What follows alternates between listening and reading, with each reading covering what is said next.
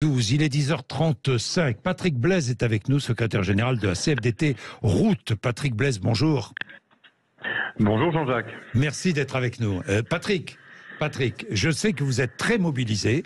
Vous êtes déjà mobilisé, vous, les routiers, Patrick. Déjà contre cette réforme. Tout à fait, Jean-Jacques. D'ailleurs, depuis le début, à l'appel de nos confédérations, de nombreux routiers, les salariés de la convention collective, pas que les routiers, de la logistique, ambulanciers et autres, se sont mobilisés dans tous les cortèges, dans toute la France. Et on est très présent, puisque bien entendu, on va être impacté aussi lourdement, surtout vu la pénibilité de nos métiers. Et puis, rappelons-le quand même, Jean-Jacques, pendant le Covid, on a été considérés, et mes collègues ont été considérés comme des salariés essentiels, que ce soit de la logistique, du transport sanitaire, du transport par autocar et bien entendu transport de fonds. Et aujourd'hui, on prend ça pour une double pénalité pour nous, ce recul de l'âge qui est de 2 ans supplémentaires. Patrick Blaise, mobilisation concrètement dès aujourd'hui ? Alors non, pour notre organisation, nous, pour la branche route, nous on a appelé à partir demain, comme les confédérations l'ont demandé. Nous partirons, nous, la CFDT Transport, demain, en mouvement, comme à l'appel de nos confédérations. Nous, on suit nos confédérations sur ces sujets-là. Donc dès demain, forte mobilisation, évidemment, de notre côté. Ça veut dire quoi, forte mobilisation ? On n'embêtera pas. Alors, on n'appelle pas au blocage, nous. Moi, quand j'entends le mot blocage, ça me choque un peu parce que nous, ce qu'on appelle, notre confédération, nous appelle à l'arrêt. On a tracté, on a fait dans toutes les zones industrielles depuis déjà plus de 15 jours. On a essayé de mobiliser les salariés pour qu'ils se prennent en main eux-mêmes et qu'ils soient eux-mêmes à l'arrêt, c'est-à-dire se mettre en grève dès demain. On espère que nombreux seront présents parmi nous et nous serons dans tout ce qui est les zones logistiques, les centres routiers. Nous essayerons au maximum de ne pas gêner la population. Le but n'est pas recherché d'embêter ceux qui souhaitent rouler ou circuler ou se déplacer. C'est plus important pour nous de travailler au niveau de la profession. C'est pour ça qu'en ce qui concerne mon organisation, nous serons vraiment sur des endroits spécifiquement professionnels, mais on sera très nombreux et on sera dans toutes les régions, dans de nombreux points. Évidemment, ça pourra occasionner quelques gênes dès qu'on sort d'une zone à force de tracter, que cela pourra occasionner quelques perturbations légères de transport. Mais le but recherché n'est pas celui-là. Oui, blocage de plateformes logistiques, des barrages filtrants, des opérations escargots aussi ? Non, pas d'opération escargot, du filtrant pour les routiers, pour les professionnels. En ce qui nous concerne, non. Les filtrants pour les professionnels, les poids lourds, bien évidemment, pour expliquer aux conducteurs leur intérêt qu'ils ont que cette réforme ne passe pas, si on arrive à faire changer d'avis le gouvernement, qui est importante pour nos secteurs, car que, comme vous le savez, et Jean-Jacques, tu le sais très bien, tu connais bien le monde du routier, que c'est quand même pas facile, c'est pénible, c'est notre profession, et reculer de 2 ans, c'est quand même lourd pour nous. Alors je rappelle que vous êtes leader du secteur, la CFDT Route, Patrick Blaise. Le gouvernement s'est engagé à maintenir votre dispositif le dispositif de congé de fin d'activité.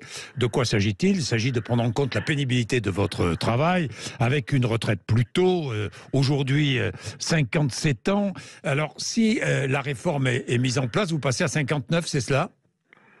C'est tout à fait ça, Jean-Jacques, et quelque part, 2 ans de plus. Alors, bien entendu, le gouvernement, alors c'est un accord qu'il faut savoir que les salariés cotisent pour obtenir ce départ, pour ce qui est des conducteurs, des secteurs de la convention collective du transport, et évidemment, ça ferait un recul, mathématiquement, de 2 ans, comme ça a été à la dernière réforme. Et là, de repartir de 57 à 59, pour certains, c'est quand même très pénible, surtout pour beaucoup qui ont commencé à rouler très jeunes, dès 21 ans, puisque c'était l'obtention du permis avant, où on pouvait commencer qu'à 21 ans. Je crois que le congé de fin d'activité est possible si le conducteur a 26 ans d'activité, c'est cela ? Alors, pour le transport de personnes, c'est 30 ans, et 26 ans pour le transport marchandises. Il faut, d'activité complète. Mais bien souvent, ces personnes-là, on les ont largement et même beaucoup plus. Alors, Patrick, vous êtes mobilisé demain, vous serez mobilisé aussi mercredi ? Oui, pour la journée de la femme, dans la continuité, parce que c'était déjà une manifestation qui était déjà prévue et qui était déjà dans nos tablettes, bien évidemment. Demain, dans tous les secteurs, que ce soit les transports par autocar, bien évidemment, les transports sanitaires, les convoyeurs de fonds, transports de fonds et valeurs, les routiers, les bases logistiques. Est-ce que le mouvement s'annonce très suivi, Patrick Blaise ? De notre côté à nous, oui, il est remonté, et là, que l'on a, et à chaque fois, on était très mobilisés, y compris dans les cortèges. Oui, demain, il y aura une forte mobilisation. Les salariés se sentent concernés et seront présents eux-mêmes. Oui, très fortement. On verra beaucoup plus demain des personnes au niveau du transport dans la rue qu'il n'y en a aujourd'hui. Patrick Blaise, Romain est avec nous. Romain, bonjour Romain. Oui, bonjour, et bonjour monsieur Glaise aussi. Bonjour. Romain, alors, vous êtes vous-même au volant, hein, Romain? Moi, je suis un accident de travail, là. Vous voyez, on parle de retraite, mais c'est ma deuxième opération du dos, moi.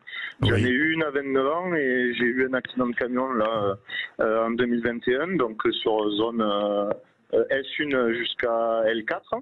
Oui. Donc déjà, vous voyez, la pénibilité, moi je sais ce que c'est déjà, pour les vibrations, port de charge lourde, etc. Mais moi, mon questionnement, en fait, c'est sur le CFA, en fait.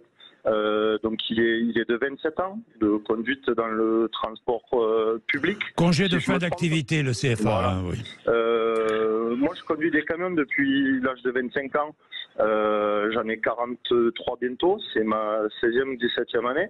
Mais j'ai une carrière hachée, donc moi, vous voyez le CFA, avant d'avoir les 27 ans ou les 29 ans qu'on veut nous mettre de CFA, moi je suis loin de les avoir atteints. Et puis j'ai 43 ans, comme je vous le dis, 2 opérations du dos, une rupture du tendon d'Achille et un cancer qui a été soigné, une orchidectomie. Donc vous voyez, moi je rentre un peu dans cette tranche de la population où on est déjà un peu usé par le travail, vous voyez, déjà 43 ans. Romain, donc vous soutenez cette contestation? Je soutiens totalement, mais totalement. Je veux dire totalement.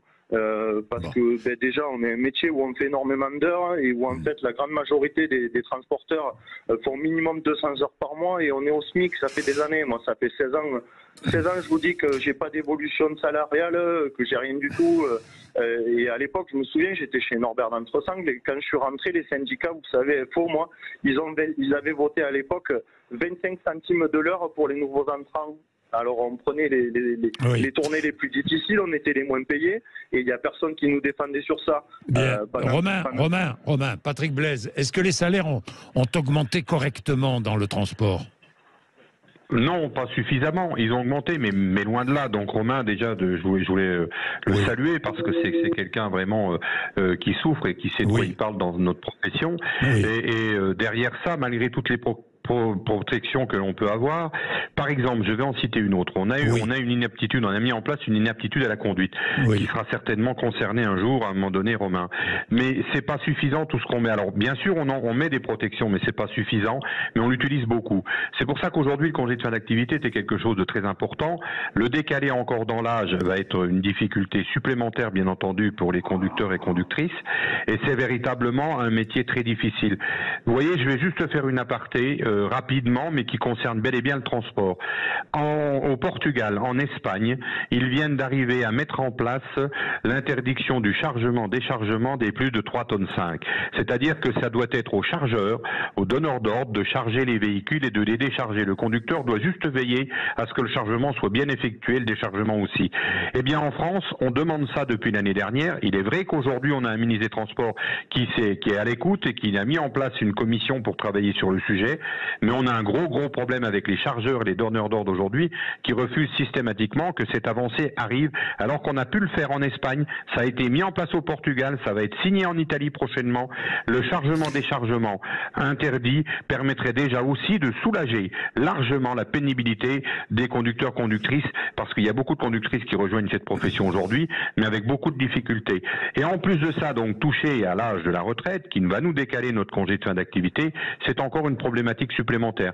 Mais il est vrai que les salaires ne sont pas à la hauteur du travail que l'on fait, que les conducteurs font aujourd'hui, et il est vrai que c'est un manque, mais tout le monde est concerné là-dessus. Hein. C'est pas que les employeurs, il y a les chargeurs qui sont concernés aussi. Bien sûr. Patrick, j'ai une dernière question, Patrick, à vous poser. Si, au bout de 2 jours de mobilisation, de contestation, le gouvernement reste intransigeant, vous faites quoi? Ben écoutez, c'est tout simple, hein, Jean-Jacques. On va continuer à suivre les appels des confédérations parce que sur des sujets aussi importants, c'est pas une fédération transport qui peut décider. Nous, on est une confédération. Vous savez très bien comment on est structuré, Jean-Jacques. Et donc, de cette façon-là, on va suivre l'appel de nos confédérations et on continuera à suivre l'appel de notre confédération, bien évidemment, et à essayer de faire que cette réforme qui est injuste, eh bien, soit prise en compte et que l'État recule. Ce serait pas un désaveu de l'État de prendre en compte la demande de ces salariés-là. Merci beaucoup, Patrick Blaise. Merci d'avoir été avec nous en direct ce matin sur l'antenne de Sud Radio. Il est 11h moins le quart. Pour savoir et comprendre, le matin, ce n'est pas compliqué. Vous l'avez entendu, les conducteurs routiers qui entrent dans la danse à partir de demain, notamment la CFDT, premier syndicat chez les transporteurs. Nous allons poursuivre. Vous réagissez, 0826 300 300. Vous n'hésitez pas. Nous allons parler de cette 6e journée de mobilisation contre la réforme des retraites demain. La circulation des trains sera très perturbée. Félix Mathieu va nous en parler juste après la pub. Et ensuite, je vais changer de sujet. Bras de fer, un autre bras de fer entre les médecins et la sécurité sociale. Cette fois, de plus en plus de médecins envisagent de se déconventionner. Leurs patients, les conséquences, leurs patients ne seront plus remboursés par la sécurité sociale. Nous allons en parler juste après la pub. Il est 10h46.